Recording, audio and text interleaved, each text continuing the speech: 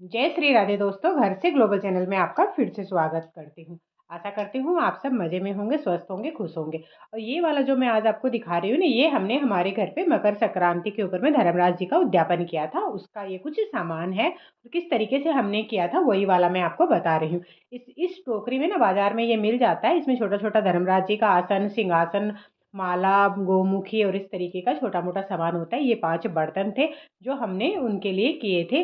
इसमें ये आसन था, एक तकिया था, रजाई थी और कंबल था, पानी का जग था, 5 बर्तन थे, उसके बाद में अनाज था और ये पकड़ के चलने वाली जो लकड़ी होती है ना, जिसके सहारे से हम चलते हैं, वो थे। ये तिल के लड्डू थे और इसमें ना 5 किलो बाजरा था, मूँगफली थी, तिल थे, गुड़ था। इस तरीके से छोटा-छोटा ये काफ़ी सारा सामान था, जो इसमें लगता है, वो वाला सामान हमने इसमें दिया था। इसमें ना 5 कपड़े लेडीज़ के थे, 5 कपड़े जेंट्स के थे, वो वाला भी था, हम देख सकते हो। इस तरीके से ये छोटा-छोटा सामान था और इसमें ये दिया जाता है, तिल के लड्डू भी बनाकर इसमें ये दिए जाते हैं। इसी के साथ-साथ जो मुझे 14 सामान देना था, वो भी मैंने इसी के साथ ही दे दिया था। और इस ये जो टोकरी आप बोलोगे ना, बाज़ार में बोलोगे तो ये आराम से मिल जाएगी आपको। आप देख सकते हैं क्या-क्या सामान था जो हमने यहाँ पर धर्मराज जी के लिए निकाल के रखा था। इसमें ये 5 कपड़े लेडीज़ के थे, 5 जेंट्स के थे, इस तरीके से था। और इसमें आप देख सकते हैं कि मूँगफली थी, रेवड़ी थी, गज्जक था, इस तरीके से ये था। और एक-एक, एक-एक करके ये ना आपको 2 जगह दिखाई देंगे, एक मैंने किया था और एक हमारे घर पे जो है और उन्होंने किया था।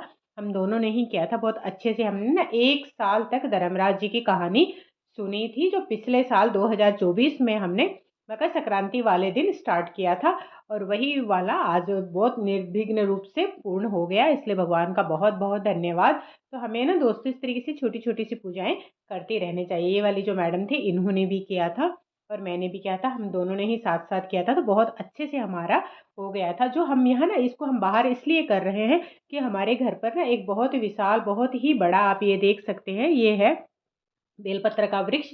इसी के नीचे हमने भगवान को साक्षी मानकर ये वाली कहानी सुनी थी और भगवान इसके साक्षी रहेंगे और इसी के नीचे हमने ये वाला उद्यापन कर दिया। ऐसे कहते हैं कि बेलपत्र के नीचे दिया गया एक छोटा-सा भी होता है ना, वो बहुत बड़ा बन के आता है। उस बहुत बड़ा महत्व बेलपत्र के वृक्ष के नीचे बताया गया है। इसीलिए हमने ये वाला सारा 1 साल तक सर्दी, गर्मी, बारिश में हमने यहीं पर ही कहानी सुनी और यहीं पर ही हमने ये वाला उद्यापन किया। उद्यापन करने से पहले हमने जो कहानी सुनी थी ना, वो वाली कहानी हमने सुनी। उस कहानी को सुनने से पहले हमने भगवान के लिए भोजन भी बना के तैयार किया था, प्रसाद बना लिया था।